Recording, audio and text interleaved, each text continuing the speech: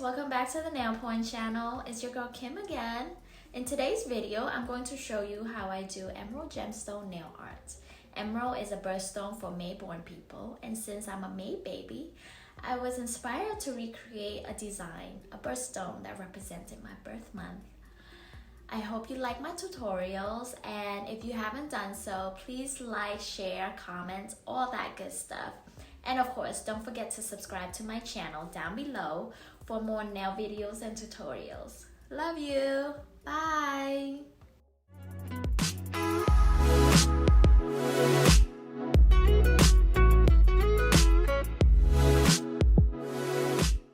Hi guys!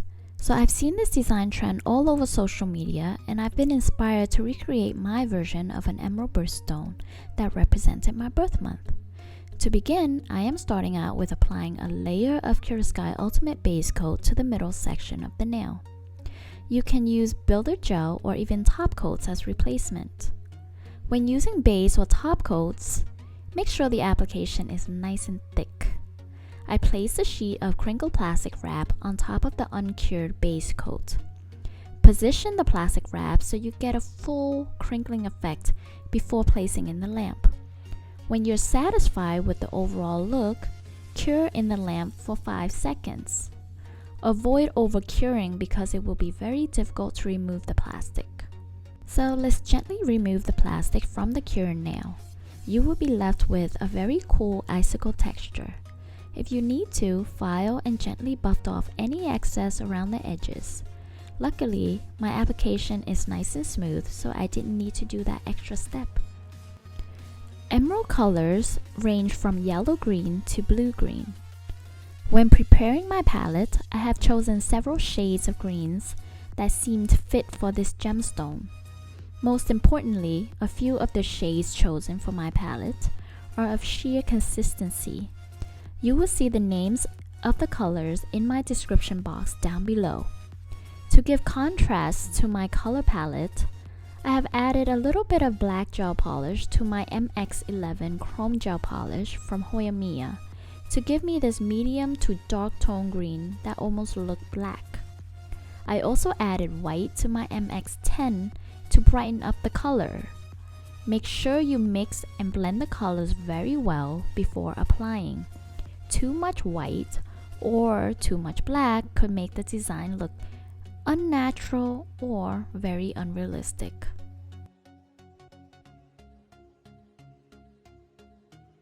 Going back to our nail, using a gel application brush, start out with applying the darkest green to the crease of the crinkled texture, followed by the lightest color to give contrast, and then add in the rest of the colors.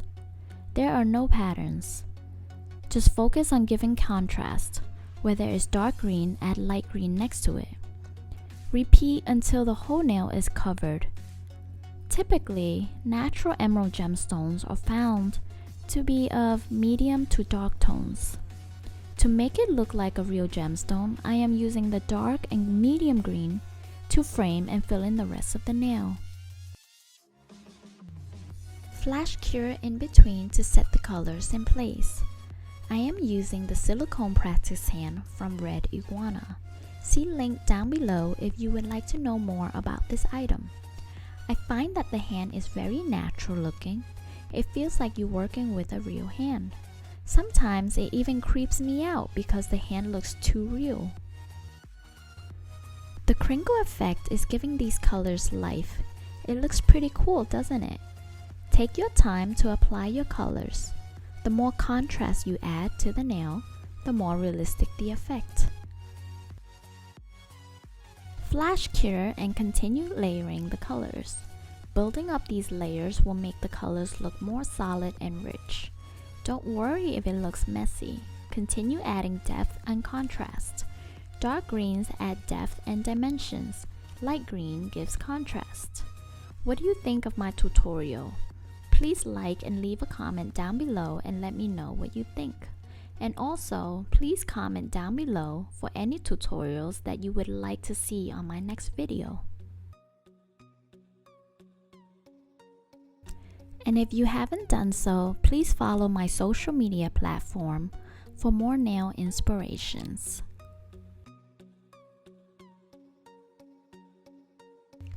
I think this is looking fabulous. I love the different shades of greens working together in this composition. If you are happy with the look, cure in your lamp for a full 60 seconds. Apply iridescent mylar flakes to the tacky layer of the nail. Work in random area. Try to avoid using too much flakes. It will take away from the design and rid of any dimensional effect.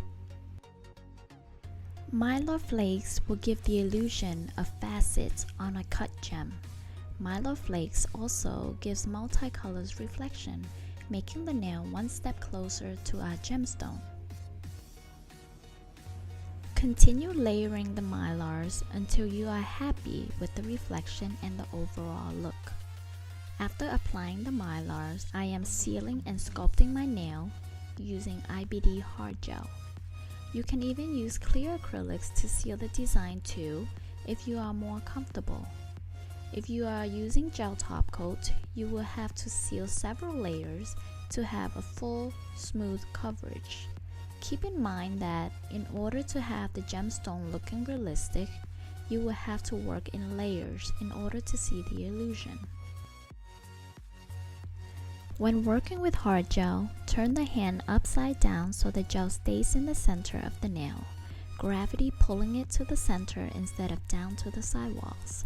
Then, carefully turn over again to put them in the lamp.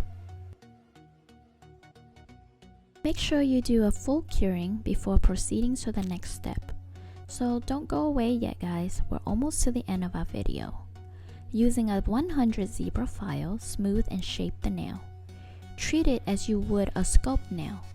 This is a technique that you would practice on a fresh set. I wouldn't recommend using this technique on a finished sculpt nail. The result and final look of the nail would be too bulky and thick.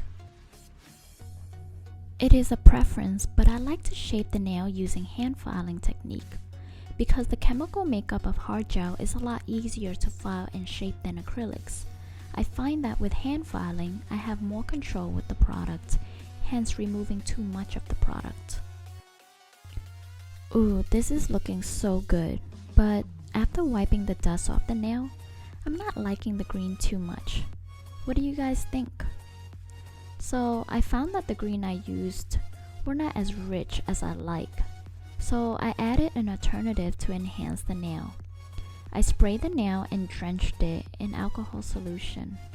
While the nail is still wet, I drop a few green alcohol ink onto the nail and allow it to run wild.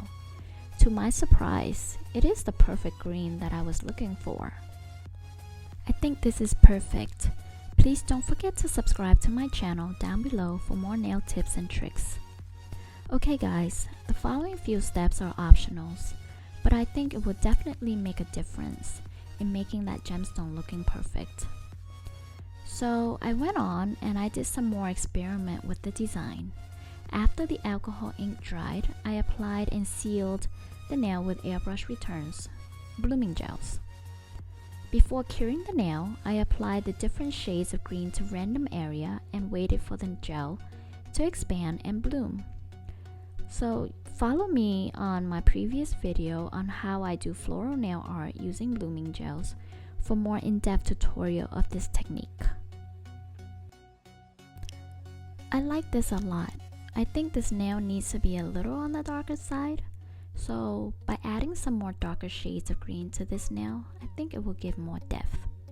Oh my god, look how magical the blooming gel works. It blends the colors so well, you almost couldn't see any crease or lines. I think this is good enough. Oftentimes, I had to force myself to find a stopping point when working on these nail art. I get so wrapped up in the details of the design that I forgot how long I had spent on the nail. For my final touch, I'm going to enhance the nail with various geometric shapes. To create the illusion of a gemstone with many bright cut facets, I am using a mixture of light green to draw geometric lines on the nail to create an illusion of flat surfaces on a stone. After laying down my lines, using a blending brush, I blended the lines so it looks more smooth and not so edgy. And finally, finish off the nail with some top coat. So guys, it's the end of my video. If you enjoyed this video and want to hear more from me, be sure to hit that subscribe button before you go.